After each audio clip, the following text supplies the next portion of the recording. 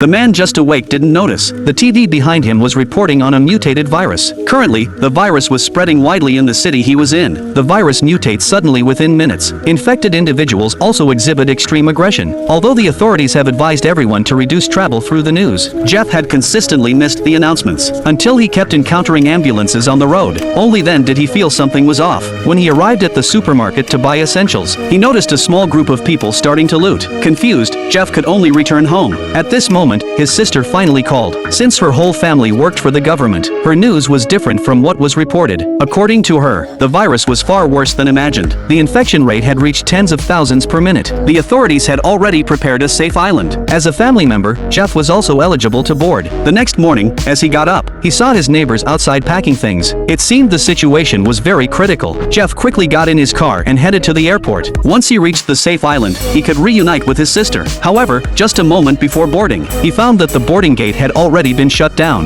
The airport had closed all flight routes. The crowd fell into chaos. Jeff hurriedly called his sister, but the message was to tell him to go back home. She would send someone to pick him up later. As he was talking to his sister, a man got into an argument with a staff member. He caused a ruckus at the airport boarding gate. He barged into the closed flight area. The security personnel rushed to stop him, but the man stealthily grabbed a weapon. Immediately, the whole airport was filled with noise. Jeff could only hurriedly leave in the confusion. He originally planned to listen to his sister and wait at home, but the road was now blocked with traffic. The situation was clearly different from yesterday. Almost everyone had received the news. Seeing this, Jeff had no choice but to carry his luggage and walk home. By the time he got back, it was already dark, and he saw a police car in his neighborhood. The police had set up a transport route near Jeff's house. Confused, Jeff went over to check, but he saw a good neighbor of his had been tied up by the police after being infected. Now, they were being led away through the passage. Jeff couldn't believe what he was witnessing, but still, he had to return home. The next day, his sister finally called again, but this time, it was bad news, because there were infected individuals in Jeff's neighborhood.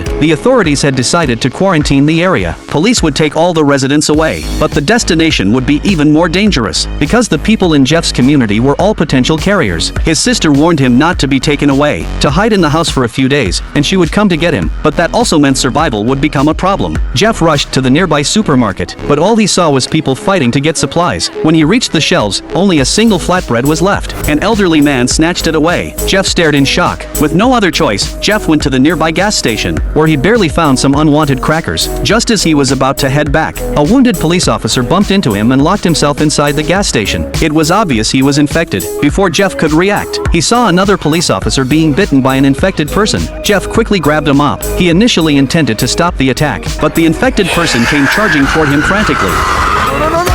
A gunshot rang out. The infected person fell to the ground. Looking back, it was the bitten police officer. But before he could process this, the police officer inside the gas station had mutated. He kept crashing into the glass, trying to bite Jeff. Seeing his colleague's condition, the officer on the floor seemed to give up. Jeff intended to check on his injuries, but he was stopped by the police officer's gunfire. After telling Jeff to leave the area, the officer decided to end it all. When Jeff returned, he fully realized the seriousness of the situation. He began using the welding tools at home to make a barricade, placing it on the rooftop to prevent any future threats, and tightened the screws on the front door. That night, drones began patrolling the neighborhood. Just as his sister said, the police started taking residents away, officially to a safe zone. But how could it be safe with so many people together? Minutes later, the police began searching every house, but luckily, Jeff had already put up the barricade. He hid inside the house, staying quiet, and successfully avoided being found. Now, he had to continue waiting for his sister's news. Time passed, and 10 days later, the streets were empty, but Jeff had been using solar power to maintain basic functions at home. Every time he sent a video to his sister, it couldn't go through because of the lack of signal near the base stations. He also faced a more serious problem. His supplies were almost gone. Risking it, he could only search his neighbors' homes, armed with his old fish gun, but everywhere he searched was nearly empty. Fortunately, he entered one home, and found an elderly woman. The elderly woman was also a victim. Her children had left, and she had been abandoned here due to her leg problems. But this old woman was not entirely useless. She was very knowledgeable about the area.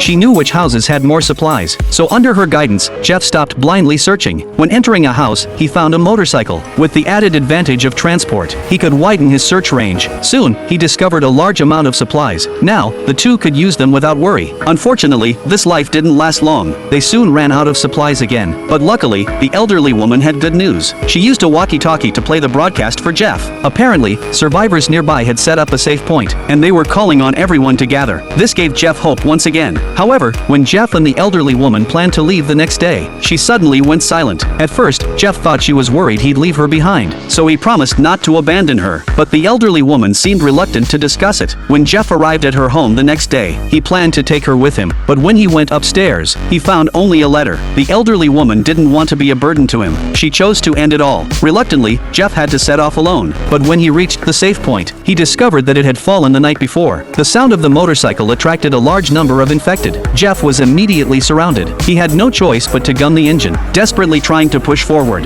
However, in the chaos, the motorcycle slipped and flipped over. Jeff could only get up and prepare to flee again, but the motorcycle wouldn't start. The infected were closing in. Jeff had no choice but to abandon the bike and run into the forest. After crossing a dense forest, he arrived at a seaside pier. A large number of infected were still behind him, but luckily, Jeff closed the pier's large door in time, blocking the infected outside. As he was looking for a small boat to leave, he found that all the boats at the pier had already been taken. Just when Jeff felt despair, something caught his attention in the distance. At the far end of the pier, there was a large ship and a small boat. Without hesitation, Jeff jumped into the sea. A few minutes later, he boarded the large ship, but when he entered the control room, he realized the large ship wouldn't start. Just then, Jeff heard strange noises. Something was in the cupboard nearby. He cautiously approached, opened the cupboard and found an infected baby. Startled Jeff. Luckily, it wasn't a threat. Then Jeff started the small boat next to the big one. He knew where the safe island his sister mentioned was. He just had to reach it. But as hopeful as the plan seemed, reality was cruel. The small boat quickly lost power. The engine wouldn't restart. In the dark, vast sea. Just when Jeff was about to give up, he spotted a freighter coming toward him. He waved frantically, but the people coming over were cautious. They only sent a small boat to check first. Everyone had weapons. After questioning Jeff, they finally took him aboard the freighter, though they gave him a hot meal. More questioning followed. A man named Dick, the ship's translator, asked Jeff if he was local and what kind of work he had done before. Jeff quickly said he was local and had worked as a lawyer, but Dick seemed worried after hearing that, so Jeff quickly added that he had also worked as an engineer. That made Dick pass the message to the captain. During the conversation, Jeff realized something. The captain's questioning seemed to have an agenda. Luckily, Dick seemed sincere. He told Jeff to avoid causing trouble. The captain had already taken a liking to Jeff's engineering skills. Jeff wanted to learn more about the captain, but Dick warned him not to ask too many questions. Jeff reluctantly agreed to stay for now, feeling suspicious. That night, he heard something. He quickly got up and went to the window, and unexpectedly saw a few survivors outside. The next morning, Jeff went to the deck. He searched for the survivors from the previous night, but couldn't find them anywhere. Instead, he saw the crew scavenging something. Unable to hold back his confusion, he approached Dick and asked where the survivors had gone. But Dick told him again not to ask too many questions, or he'd be in danger. That's when Jeff realized something was wrong with the freighter. He told Dick that he knew of a hospital with a helicopter, and hoped that Dick, as the captain's pilot, could go with him, and they could head to his sister's safe island together. At first, Dick hesitated, but didn't fully agree. That night, Jeff decided to act on his own. He planned to steal the keys and escape on a small boat. However, as he searched for the keys, he accidentally found the survivors from the night before. Jeff wanted to take them with him, but as soon as he untied the rope, one survivor tried to escape, and encountered a crew member on patrol, who immediately shot him dead. Seeing this, Jeff quickly raised his hands. Just then, Dick happened to pass by. Seeing Jeff in danger, Dick jumped in front of the crew member.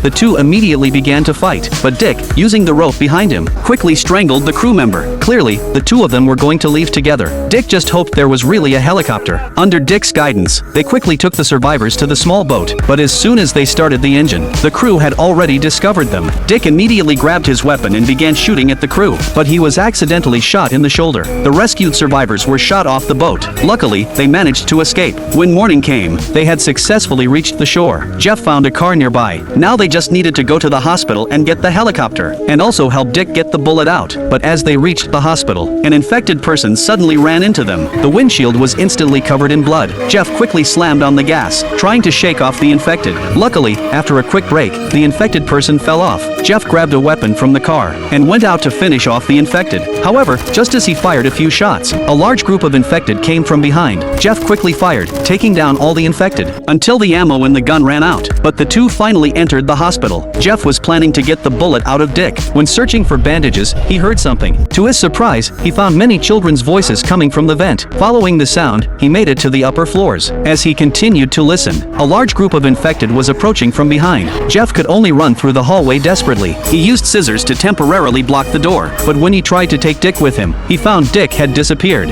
At this point, it was clear the door couldn't hold much longer, and just then, a nurse raised a nearby passage. Jeff seized the opportunity and managed to slip inside just before the infected reached him.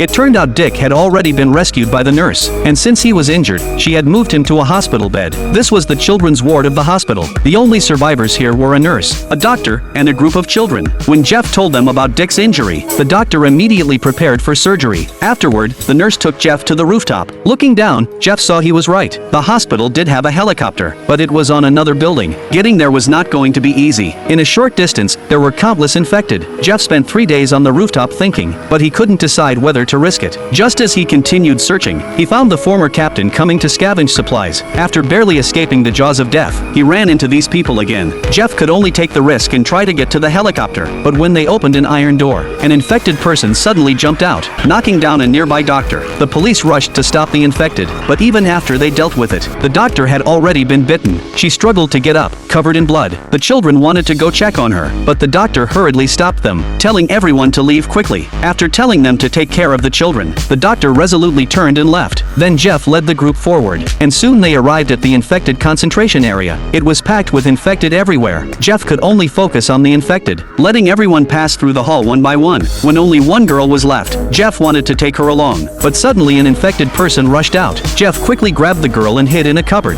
More infected followed them, and Jeff had to use brute strength to block their attacks. At that moment, suddenly, gunshots rang out from outside. When Jeff opened the cupboard, he saw the captain and his men had arrived. By sheer luck, they had saved 2 people, and they hadn't found out about the survivors in the hospital. Finally, the few of them had safely gathered, but even now, they were facing even greater danger. Behind this iron door was the helicopter, but the area was crawling with infected. Every infected person was waiting for them. Luckily, Jeff quickly thought of a plan. Seeing the sturdy iron fence nearby, they tied all the fences together, then hid inside, slowly pushing forward. However, this soon drew the attention of the infected. 100,000 infected immediately surrounded them. Even though they fought with all their might, they couldn't clear all the infected. They could only keep moving forward, but not long after, they were just one step away from the helicopter. Now, they just needed to push the fence to the door and open a passage. Then they could all leave one by one. But when everyone had boarded the helicopter, Jeff, who was left behind, found that some infected could still jump over the fence. Jeff could only fight them off, one by one. At that moment, the captain and his men arrived with weapons. They quickly entered the airport and ordered Jeff's group not to take off the helicopter, or they would lose their lives. Seeing this, Dick could only raise his hands. Just as hope was about to shatter, Jeff quickly broke open the iron gate,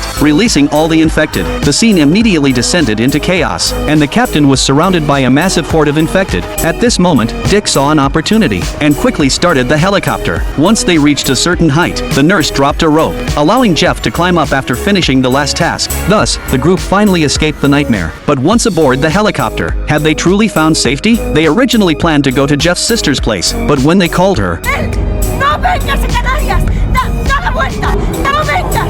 ¡Por favor, no vengas a Canarias! as fighter jets flew overhead, was the safe island his sister mentioned truly safe? And where exactly was their landing pad?